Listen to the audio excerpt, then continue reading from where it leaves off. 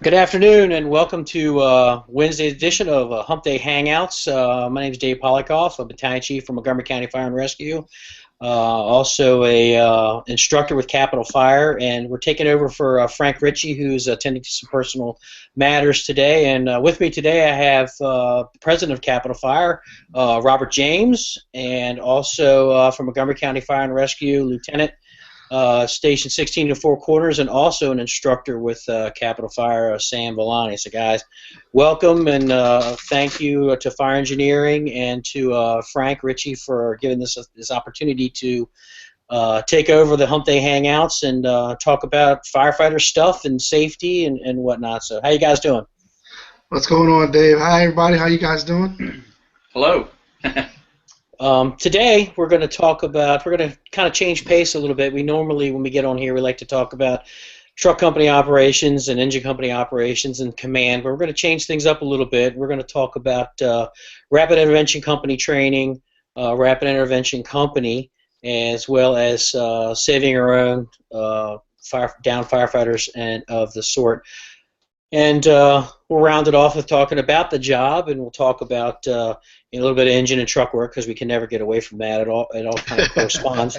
But we had the pleasure of being in Ridgely, West Virginia, the three of us, along with Tony Tricarico and Cameron Peak, both from New York City, in Ridgely, West Virginia, and we got to do our first rapid intervention company and saving our own drill, and I think that went pretty successful. What's your take on that, RJ? I think it was very good. That was our first time doing a full-blown weekend class starting on a Friday, ending on Sunday, where we came in on Friday night. We did a presentation. Retired Captain Tony Tricarico did a firefighter survival presentation, which included different case studies from situations that have happened all over the country, as well as different techniques and tactics for members performing on fast or rapid intervention groups. So we did that on Friday night, which was very, very well received by all the students. We had students from originally West Virginia hosted the program, but we had students from Kaiser and different surrounding jurisdictions or departments around Ridgely. And then Saturday we hit the ground running with different skill stations. So we performed 3 skill stations at an abandoned house, and then we performed another set of 3 stations at an abandoned school. And we were able to run different kinds of skill stations and work on the skill sets with the students from some of those different case studies that were performed. Sunday, we threw them to the wolves. We built the scenarios for them, and we allowed them to come up with their own techniques and tactics and or try what we taught them. I think that the scenarios that we did on Sunday were very, very taxing, but overall very, very hardworking group of individuals that came to take that class. They pushed themselves to the limit. We gave them challenging scenarios.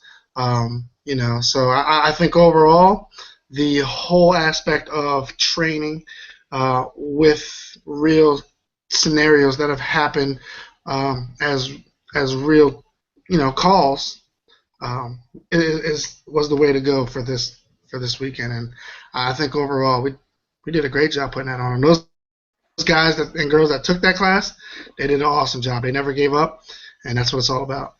Yeah, I know that we based a lot of the drills and trainings that we did were based on scenarios that that we've all heard of, with the Denver drill and the Nance drill, but also some of the incidents that Tony and Cameron were both actually part of, where they actually had some firefighter fatalities in New York City, and they built the scenarios out. What do you think, Sam? It's pretty challenging. I know I went home sore and tired. Yeah, it was a great weekend. We were talking before we went live. Definitely the first, I guess the most exhausted yet the most rewarding looks on the students' faces at the end of the 3 days since I've been with Capitol and probably in my entire instructional career.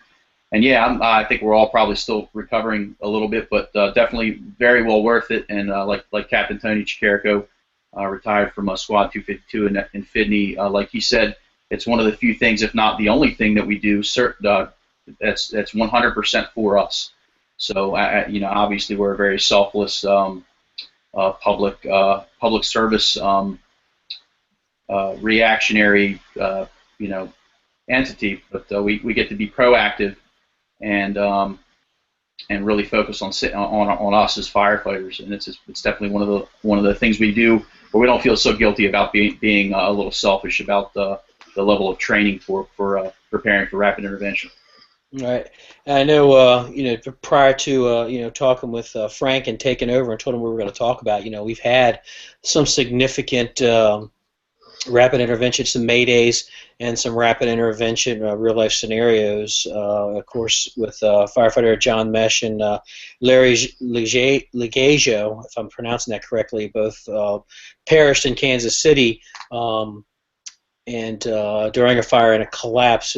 But the thing to take from that is those guys, were performing their job all the way to the end. They saved a couple from that apartment building, got them out on the ladders prior to collapse, and they made the ultimate sacrifice. And just like the 343 that died in New York, we won't forget them, and I know that the people that they rescued would never forget them. But I also was called to attention just yesterday in Jackson, Mississippi. They had 2 firefighters trapped in a basement in a house fire, and was kind of looking at the video, and they were pulled out and had some minor injuries.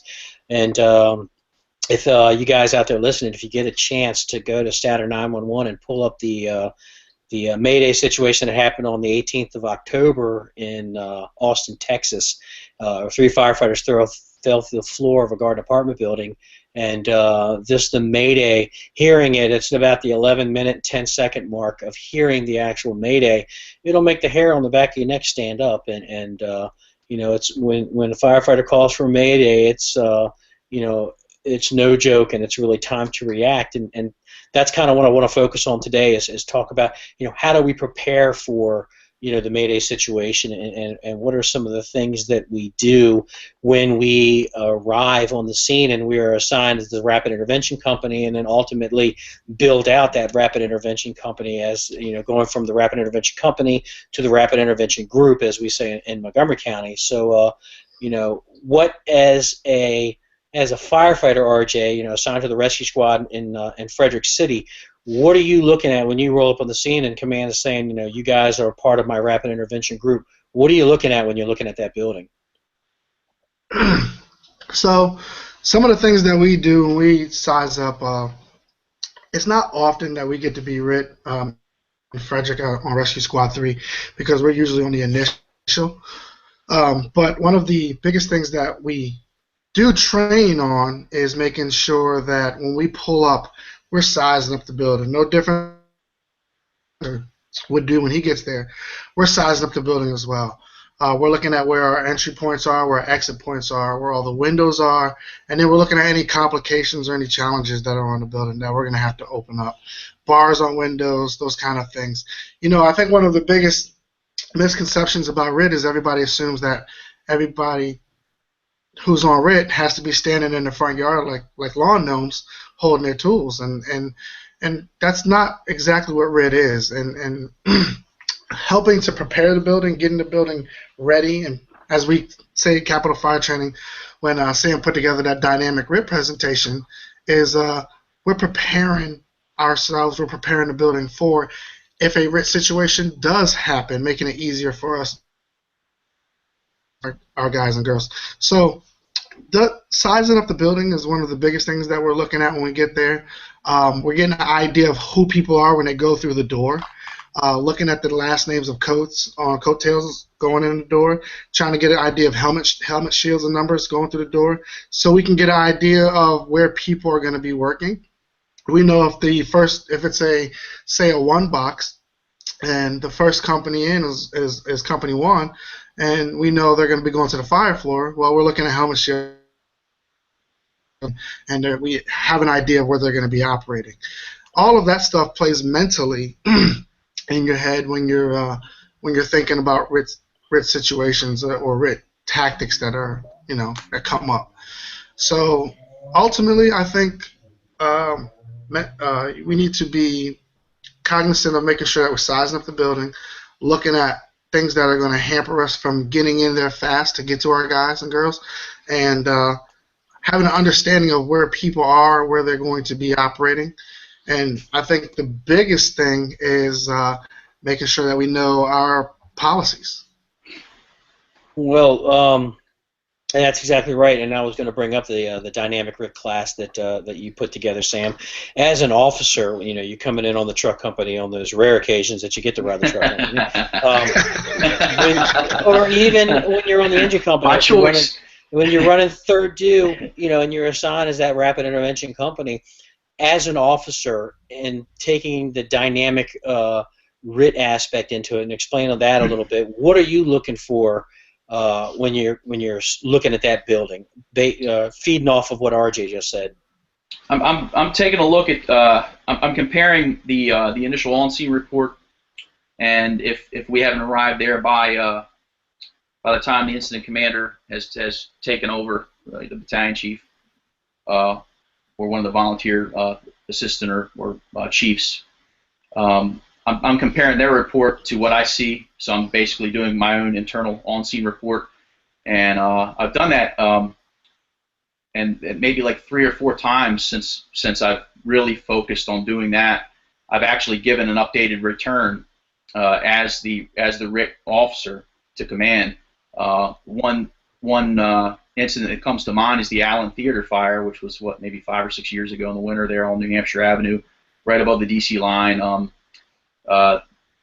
Place that as a rookie, my now captain Bill Cook, he was my rookie preceptor. It's a place we walked through because it was one of those places where if it's on fire, we're not going in there. It was a wood floor, basically a lumberyard built over an old theater style seating, and that place was off to the races. Even if we wanted to make a push, we wouldn't have.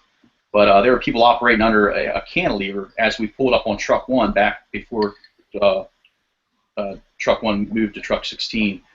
And we went around side alpha and got around to the rear and got a good tactical position. Even though we're the RIT truck, the third truck, we still got that nice, good tactical position. And I made a return to the commander, who at the time was Mark Davis, Battalion 1 A shift, and told him, hey, there's guys operating under that cantilever. That cantilever's obviously been exposed to quite a bit of fire. And I also gave him a quick 360 of what I had all the way around the building. As the RIT officer, you've got to be dynamic.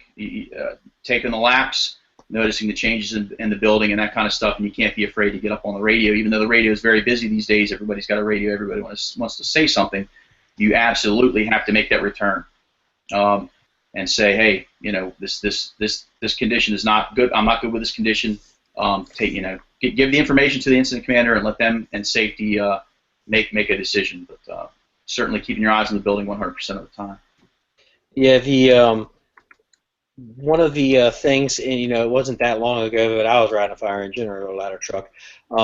As an officer, one of the things that I was constantly in motion. If I was on the truck company, I would make sure that the first 2 trucks actually had their ladders placed. The ladders were in the correct place for rescue, and I advocated that when we throw ladders have to be placed for rescue at all times. Not just, it's not for the people, the citizens that are in the building, but it's for the firefighters to get out of the building. And so we would adjust that. We'd clear out any windows that were actually vented. We'd make sure that those windows were clear of their sash. We still run into issues with that. But as a command officer, what I'm looking for is like you said, Sam, when I arrive on the scene, I want to make sure that what the on-scene report matches what I'm seeing when I get there. And do I see anything that has changed? I want to get that status report, that CAN report, and then I will base my strategies on what I see, as the incident commander. And I want to make sure that I have my rapid intervention company in the best place that they need to be, and I want to make sure that, if we're going to be staying in an offensive interior attack, that we are, I know where everybody is, and that's the biggest thing, that accountability. And that's, when we talk about command, we talked about the tactical worksheets and breaking everything down. So we need to make sure that we're constantly moving around on the fire ground. We just can't be, like RJ said, yard gnomes or yard guards or whatever. We have to be Yard guards. out and constantly looking at the building and seeing changing conditions. And if you see something as a rapid intervention company, you need to pipe up on the radio. If it's a priority message, you need to give that priority message. We're counting, as command officers, we're counting on the rapid intervention crew and the safety officers to give us that information. Now, we always talk about tool cache. What kind of tools do we want to bring to the scene or as our tool cache as a rapid intervention group? What kind of tools, RJ, are you guys going to bring? I know on the rescue squad, if you go out of the city and you do be in that rapid intervention crew, or even when you're running at Rockville, if you're running on the rescue squad on the rig, what kind of tools are you looking to bring? So there's different mindsets from different people. A lot of times, and I've heard this before, people will say, we'll take the tools off the closest truck, or we'll take the tools off whatever is right there. One of my biggest things is I like making sure that we take our tools off our rig, that we know, we can guarantee that what we want, we have. If you don't know another company's rig, you don't know what they have on it, and you get to the front and you start taking their tools off their rig, and you find out, well, they may not have a saw, or they may not have a set of irons, or they may have a set of irons, but you got to go over to this compartment to get the axe, and this compartment to get the Halligan bar. All that stuff takes time. And so as far as tools go, we always bring our tools off our rig every time. And some of the things that we want to look to make sure we have, we want to make sure that we have a set of irons. We want to make sure we have some kind of strong tools. And this is where we break down into our forcible entry, where we break it down into our classes of our striking and our prying tools. Having a sledgehammer or a maul, making sure that we have a flathead axe. Our prying tools, making sure we have a Halligan bar, a steel 5 or 6 foot Halligan hook. Making sure that we have a pry bar. A lot of people don't consider pry bars as RIT tools, but those pry bars are great as far as if you have to get leverage on something just to get a block or something up off of somebody, especially when it has that chisel on the end and that beveled end. You can set that on the floor and get a nice little lift. Bringing the rabbit tool and the hydroram, both of those are great. If you need to just get a lip under something just to get a lift off, those tools work great as well. A lot of people don't consider it, but you have to remember sometimes, like our saws and stuff like that, we can't use inside smoky environments because you have to have fresh air to do that. So being able to use something with hydraulic fluid that we can pump works great. Our saw complement usually will have stationary with the stuff in the yard as we see fit. We have a Stokes basket to load all the stuff up in. They do have these now wheels, which it's a wheel that you can put under your Stokes basket, and it helps you to get all your stuff to the scene a lot faster as opposed to having 4 guys carrying your Stokes basket. I know ultimately in Frederick Rescue Squad 3, we operate with 3 personnel. It's common that we get to have 4, and that's with the help of volunteers from United Fire Company being able to come in and help ride the ambulance so that we can free up some other guys from the ambulance on and put them on the rescue or the engine company. But most of the time we only have 3 guys, so we have to get all of our tools to where we need them with 3 people. So being able to get everything that we need in the Stokes basket and transporting it there makes it very helpful. So as far as tool complement, that's generally what we're bringing as far as an initial set. Now things might change when we get up there and realize what kind of building we're dealing with, or what kind of complications we're having that we're hearing them talk on the radio inside. And at that time I might, as a officer or a backstep guy, say, hey man, let's go get this, or you know what, sounds like they're having a hard time in there and these kind of challenges. I think just in case we might want to go get a bag of rope. Just different things we might throw up later on in the game based off of what we're hearing. But we always have to be prepared, and we always have to have our tools there with us, ready to go every time. Now, as we like to talk about a plan of action, and I know we talked about that over the weekend of allowing these guys to. We gave them 10 or 12 people per group, and come up with a plan of action and enact it. I know when I was riding on the apparatus, my plan of action was I'd always have maybe my first 3 people be my recon. Go in, find out what we have based on what the Mayday situation was, find the person, get water, protection, and get them on air, and then radio back what I need, and then have the rest of the companies come in and actually perform the rescue. Now, is that something that you're looking at, Sam, as an officer now around the fire apparatus? Do you have that plan of action, or does it just depend on what type of what's going on at the time? Yeah, and that therein lies, I think, one of our biggest issues, and it's probably a pretty big issue in a lot of departments, is as we're starting to address fire behavior at a more with a more scientific approach, or whatever you want to call it. People are starting to rewrite some of their safe or their firefighting procedures, their SOGs or SOPs. And I think what you're going to see, and ours is about to come out in Montgomery County, Maryland, and I would imagine they're going to at least address somewhat, or spell out somewhat, the duties by position, maybe even, for rapid intervention and splitting into a recon and rescue. And because right now, as you very well know, and I'm sure it's this way in every department in the United States, it's dependent upon either day of the week, whether it's a weeknight or a weekend. With us, we call it the 15 different fire departments, 5 different battalions and 3 different shifts, and then we have a very large volunteer contingent in Montgomery County, and you add that into the mix, and you really have a lot of different ideas on how to handle rapid intervention with regards to deploying. And I think we need to get more consistent on the same page, not only because having splitting your folks is an effective way to do it, and having that spelled out from moment one, before the bells even ring, but also it allows anybody that gets jammed up or that's relying on the RIT to deploy and save them to have an expectation of who's going to what amount of folks and what amount of equipment or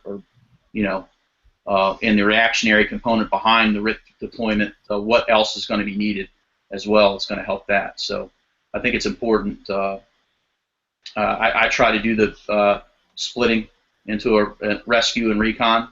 But again, from the get-go, we only have, for the RIC, we only have the 3 of us, 4 if my engine driver hasn't committed, and the ambulance crew if they're certified firefighters. So really, maybe as many as 6, and I guess you could split 3 and 3, and that's not horrible.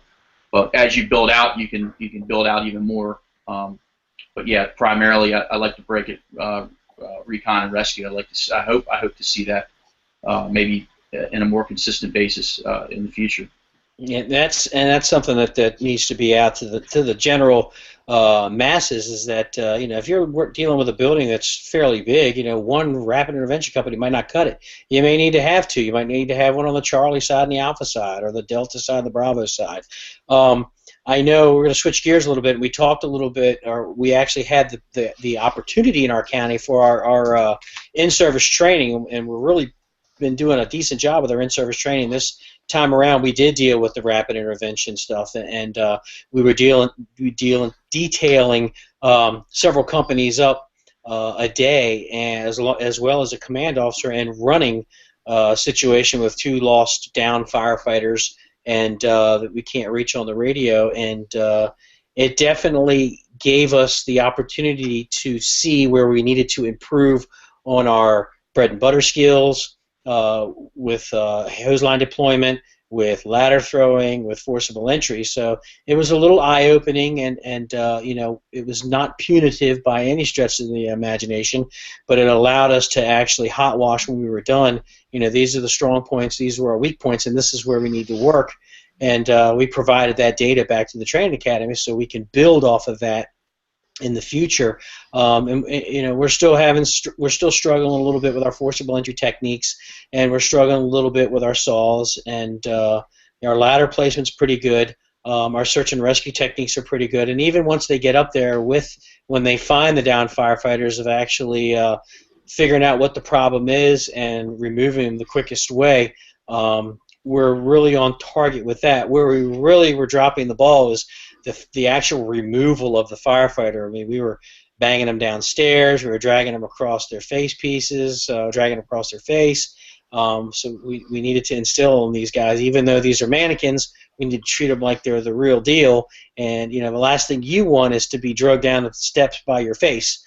In an environment where there's no breathable air or high heat conditions. So those are some of the things that were brought to light, and we were very fortunate to be able to have that in service and supported by the management, and be able to glean some ideas for improvement.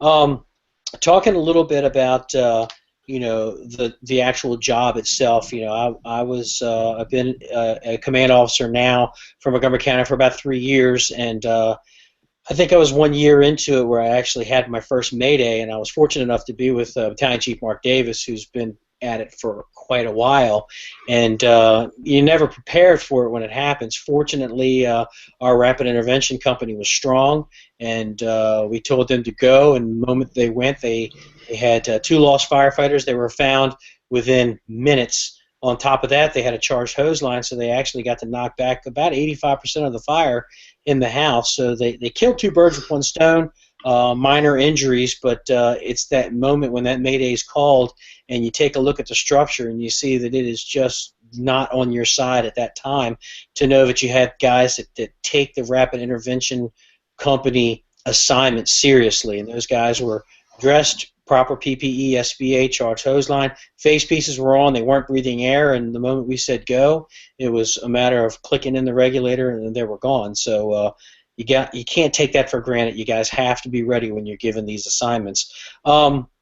We talk about saving our own. What some of the drills that we did this weekend and some of the drills that we've done in the past in Montgomery County, Sam, why don't we touch a little bit about that? Obviously we talked about the normal drills that we've done in the past with the Nance and the Denver drill and things like that. Talk a little bit about that and how these guys circumvented this and some of the strategies that they came up and the tactics they employed to remove these down firefighters. Yeah, it's obviously talking about last weekend.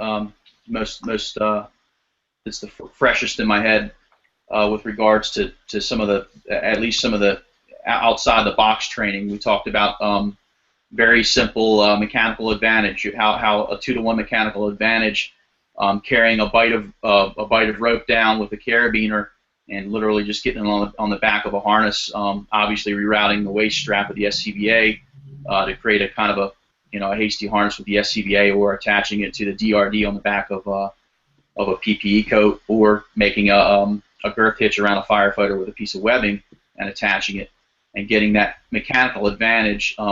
I think everybody that did that employed that this past weekend in our training did exceptionally well, and were able to really move that firefighter.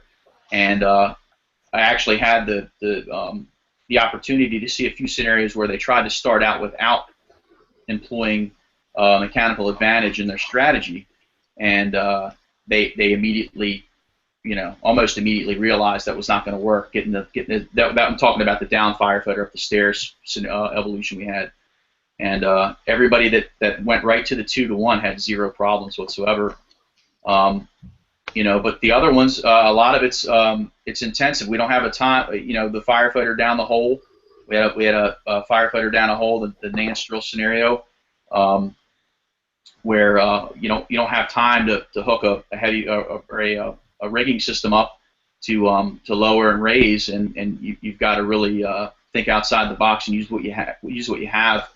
We did the handcuff knot for the mannequin, which obviously is a last resort because you can really tear somebody's shoulders up or lose them by it slipping through their wrists.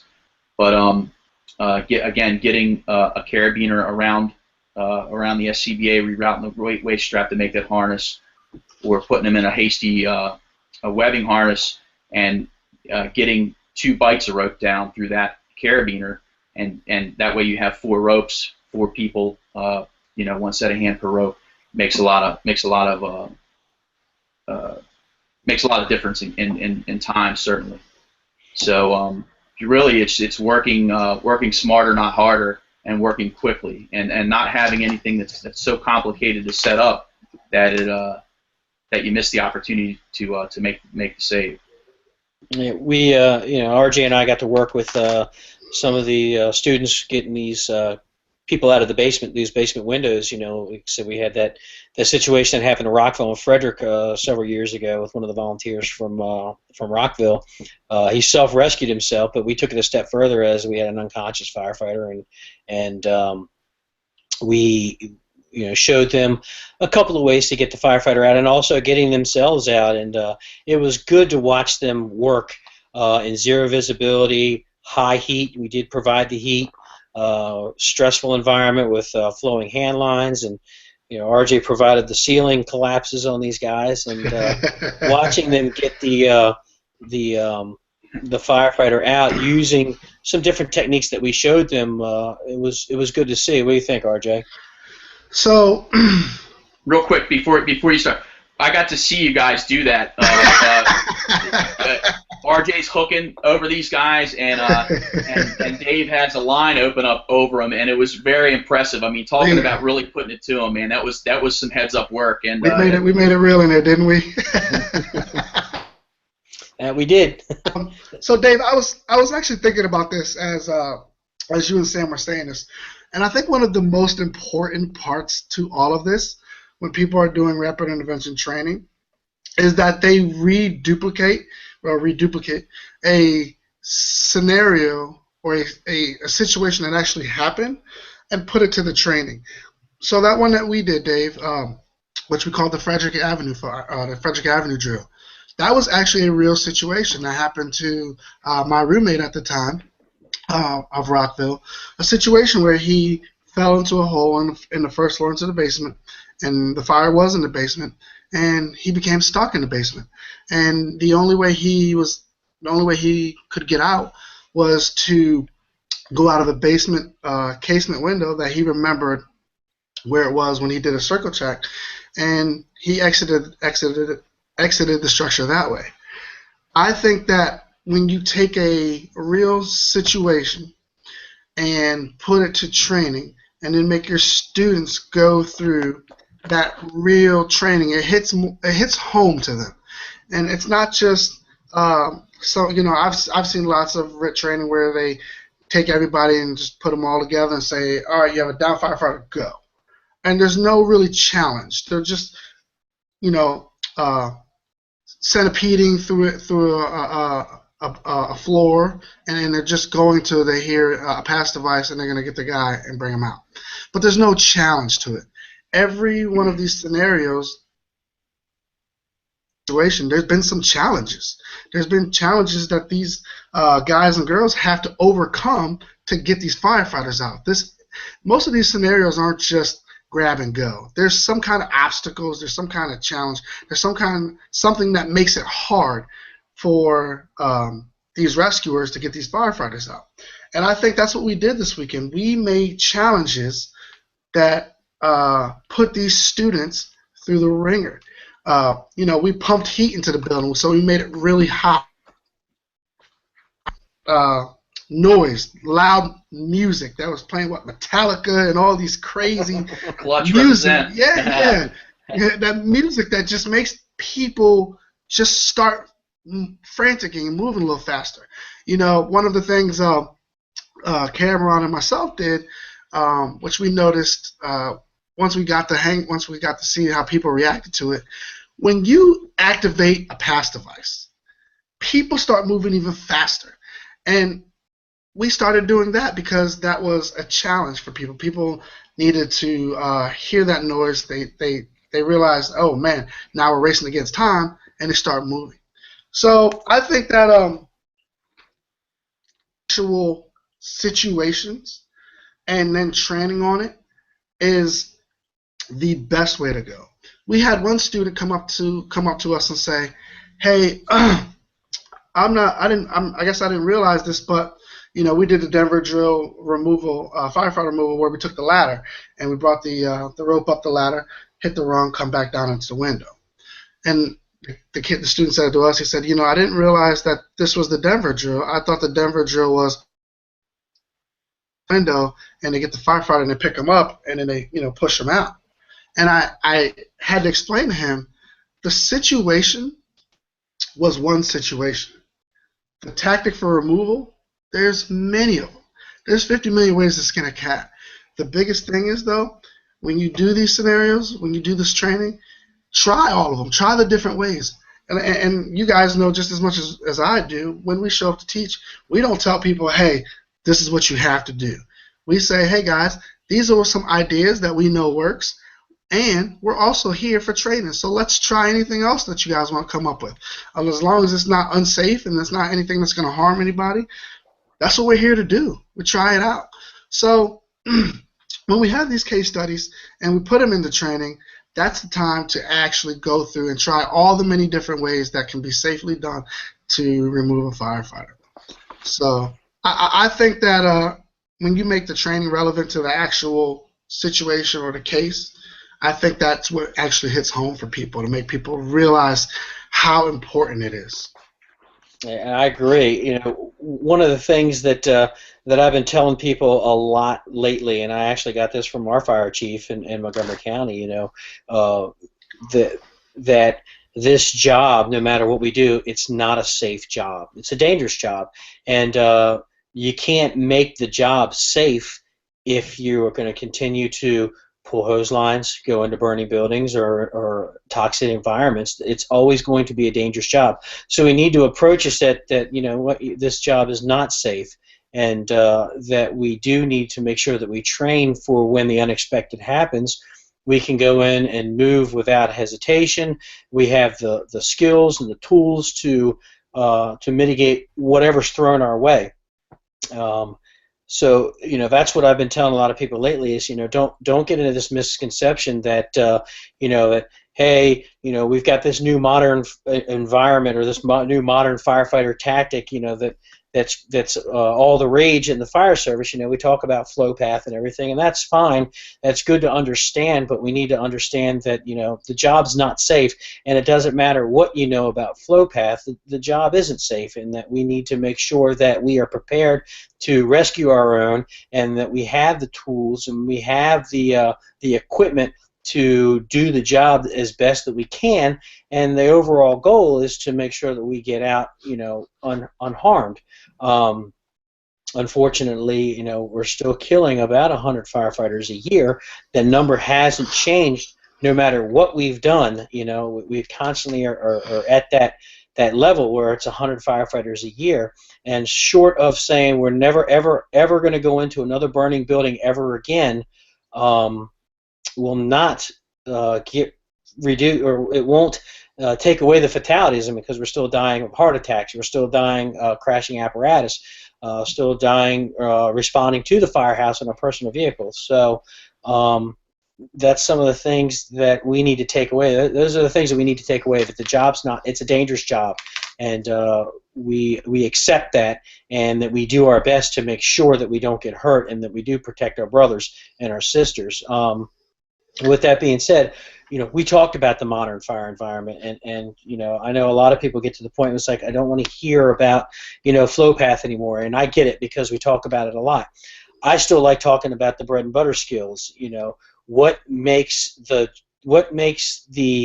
fireground environment safer is to put the fire out, and that's where we still need to continue to concentrate on, is making sure that we can pull our attack lines, making sure that we can have good hose line management, making sure that the truck companies are throwing the ladders correctly, making sure that we're not just willy-nilly smashing out every single window without having a ventilation plan. Those are the things that are going to protect the brothers and sisters more than just knowing about flow path and things like that. So that's going to bring me in. I told you we were going to get into truck and engine work, because I can never avoid talking about that or politics, but I promise I won't talk about politics today. But riding a truck company, and I was fortunate enough that I got to ride a truck company a lot, and I learned a lot. And the days of just breaking out a window because you didn't want to just be standing around not doing something, those days are over. I use, and you guys have seen it when I teach truck company operations, I have an old video clip of probably in the early 80s or late 70s of the outside vent man in New York City ventilating the rear of an apartment building from the fire escape, and you can see the fire through the window, but he doesn't take the window until he knows the attack line is getting onto the fire. Then he takes the window out. It's that kind of discipline that we need to continue to have in the fire service that's going to allow us to do our job. And that discipline comes in knowing your attack line links, knowing how to pull the lines, knowing your pump pressures and the capabilities of your attack lines, having the right tools to do the job, bringing a tool with you at all times when you're going to a building, whether you're on the engine or truck company, throwing ladders correctly, making sure that you have ladders on all the sides of the building. Those are the bread and butter skills that are going to hopefully alleviate or reduce or shrink the margin of having a rapid or mayday situation. It's still going to happen because the job is dangerous, and buildings that are being built now are not conducive to being on fire. And we know that as firefighters, that when we get into these buildings, this modern construction, that it burns fast. And a lot of times we're getting on the scene and we're at a post-flashover situation. It's already flashed. The actual fire might be into the structure as opposed to the contents. So that's what I challenge to you guys, because you guys are still riding that apparatus. It's important for you guys to get out there and throw ladders, pull lines, flow water, practice these drills. I mean, that's what I ask for you guys. Dave, it's funny you say that. And I was having this conversation the other day with one of a good friend of mine, Master Firefighter Scott Cushion from Rockville, where I volunteer at. And he was asking me, how is it that I get people to understand what they need to do, where they need to be, what do they need to bring? And the best way that I figured it out to be is I had to resort back to my football days. When I played football, we did walkthroughs, and a walkthrough in their spot. And the coach would stand out there with his sheet, and he would be out there, and he would literally say, okay, this person, your job is to do this, go there. This person, your job is to do this, go there. What are you supposed to do? What's your assignment? Go there. And I think that when I did that with these guys on a vacant house that we were doing training, I made everybody sit on the rig, and I coordinated everybody's movement. Okay, you're the officer of the first arriving engine company. I want you to step out of the rig, tell me what you're going to do, size up this building. And he did. He gets off the rig, he stands on the ground, and he says, I'm on scene, this is what I have, blase, blase, blase. Good, stand here, don't move. You're the entry guy. What's your job? What's your tools? My job is to get to the door and get the door open for the engine crew. Go there. And I literally would walk every person from the engine to the truck, to the rescue squad, to their assignment, to their spot. Make sure everybody understands that they can recite it back to me. They tell me what they're supposed to do. My outside vent guy, what's your job? Good, go there. And I literally did that for every spot. And then after you make sure everybody understands it, you put them all back on the rig again. Let's do this full speed. And now you just start watching everybody move. And one of the biggest things we, as firefighters, we have to do things multiple times for it to be just second nature. And so you keep running them through it over and over and over again to the point where when the real deal happens and everybody pulls up, it's like watching organized sports, because everybody gets off the rig, they go to their spots, they have their tools in their hand, and they do what they're supposed to do without being told. And I hear it a lot of times in a lot of these neighboring jurisdictions, and we travel a lot and we listen to different radio etiquette from different places. But one of those things you hear a lot is people approaching the scene, and they say, engine so-and-so to command, I'm approaching the scene, what's your wishes? Well, the command officer has a lot going on. He's managing an incident. He's overall watching people's movements to make sure things are happening. And I think that he really doesn't have that time to explain to you how to do your job. You should know what your job is. So that's why I always like to call it, the reverting back to the whole football thing, when coaches actually take that time to make sure the movements are what they're supposed to be, on game day, it shows. It shows how your practice was, and that's the best way I was able to explain that to Scott when we were doing this. He had asked me about how it is that I make it easy for people to understand. And that's what we do, and that's the best way to do it. And I thought about that, Dave, as you were mentioning people, getting to where they need to be, bringing what they needed to do, bringing their tools. So that's I bring it back to you, Sam, as a company officer, as a battalion chief, I understand, I get it. I know that you guys got a lot of stuff going on during the day, but I'm gonna tell you right now, and I'll tell everybody that's listening to this, there's never an excuse not to train, and I would much rather not go out and do something that doesn't help me with my training, as opposed to we're going to go pull attack lines today. We're going to go throw some ladders, and that's my challenge to you guys: is get out there and go home safe, go home the way you came to work, and the only way you're going to do that is to commit your job to muscle memory. So that's what I give to you, Sam. Yeah, no, I've been very fortunate in my past few assignments that the folks that on my shifts have if by the time I get in pretty early, I'm usually the first one in the firehouse around 5 a.m. If I haven't figured something out by the time the cap gets in right after I get in, one of our senior firefighters or one of our master firefighters has a plan. And thankfully, having some very, very good, proactive and aggressive firefighters on my shift makes it very easy. And there's a lot of times where we'll come in and the captain and I will talk, and we'll come up with an idea of something to do, or something we had been talking about. Usually we're a couple shifts out with our training. Recently, it's been getting our we had a few new truck drivers in training, and congratulations to firefighter Escalero for becoming 16's newest truck driver. Also to Scott Cushing from Rockville for becoming one of Rockville's newest squad drivers. I saw that this morning. Congrats, buddy. But anyway, if we're not doing that stuff that's already built in, sometimes we'll spitball it. We're fortunate at 16 in that we have donated cars, so we have a lot of auto extrication stuff going on in the rear of the address, so we don't even have to travel to train.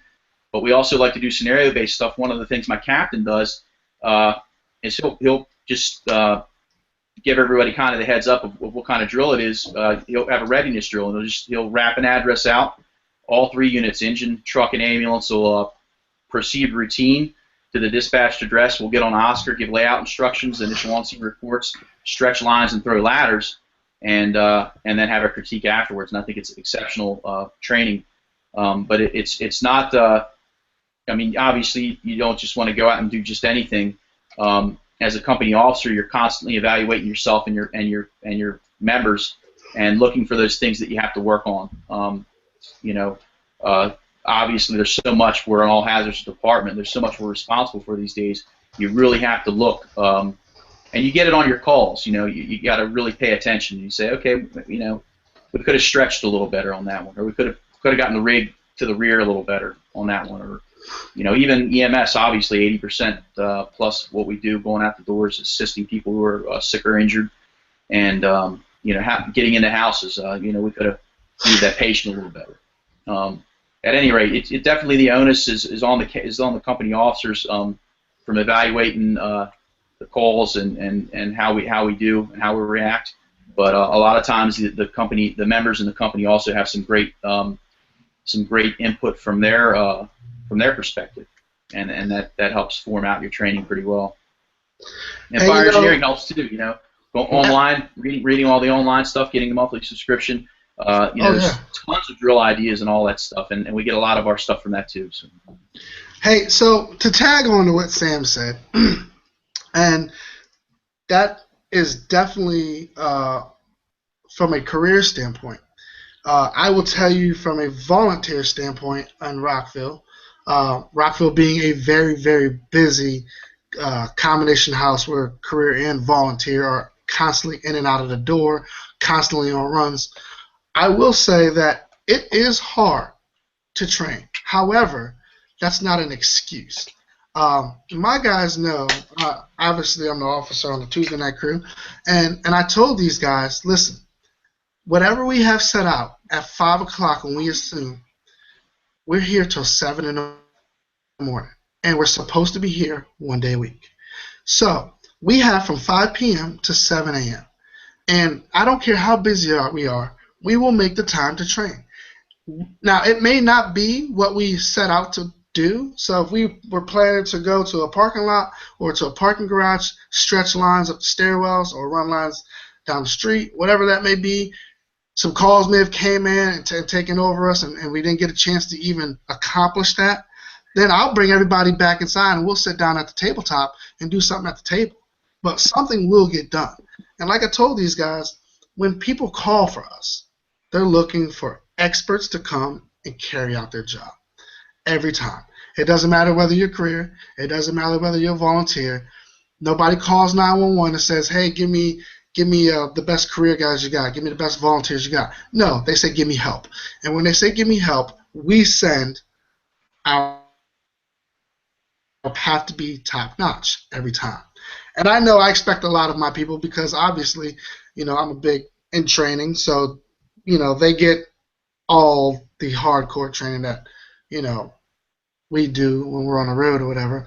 But like adding to what you said, Sam, it doesn't matter, who you are, what your, status is.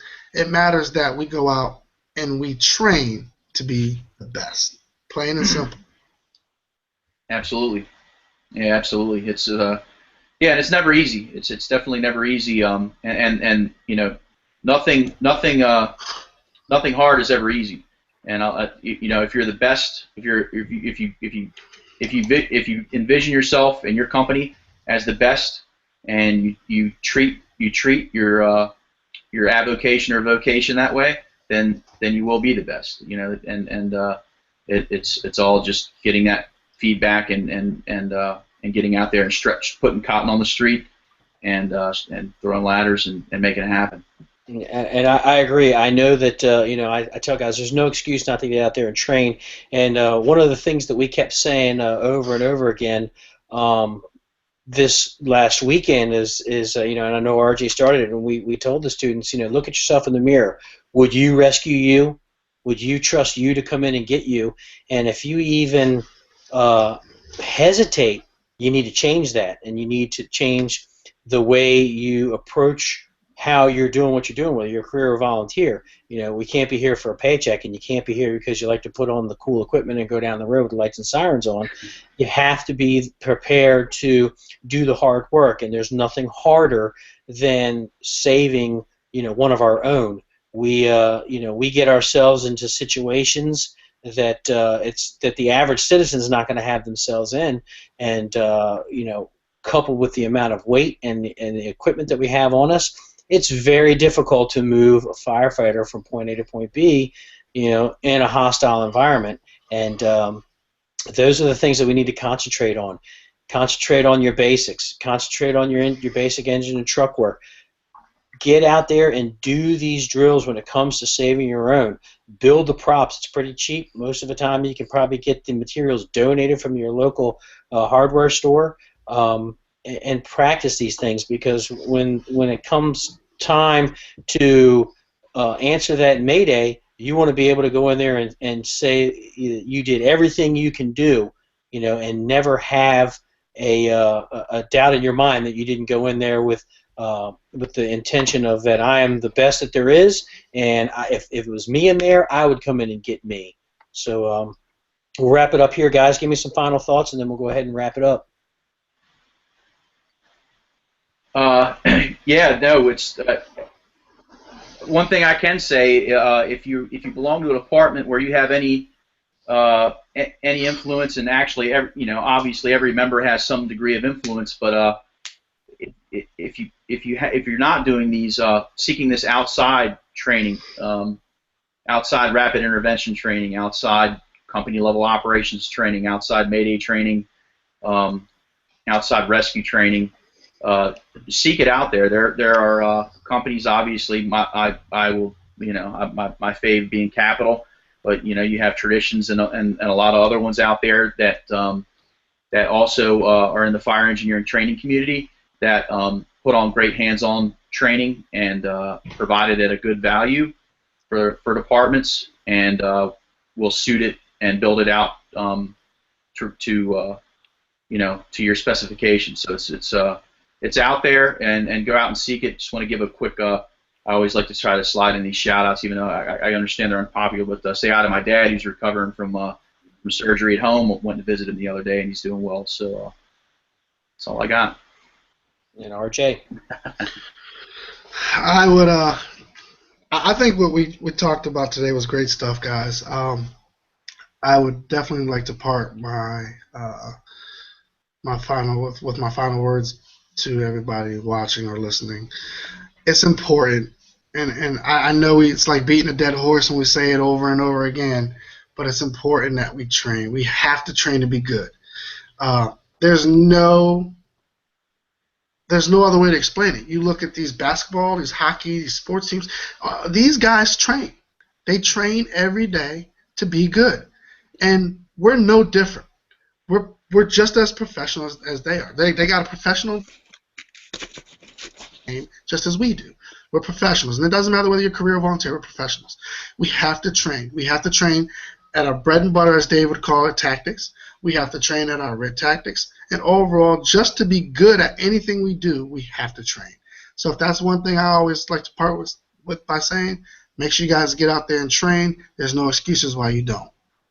And my parting words is that, like RJ said, there's absolutely no excuse for you to be the best that you can be. And you chose this profession, be a career volunteer, to make a difference. And you have to go out there. You have to train. You have to know what you're doing.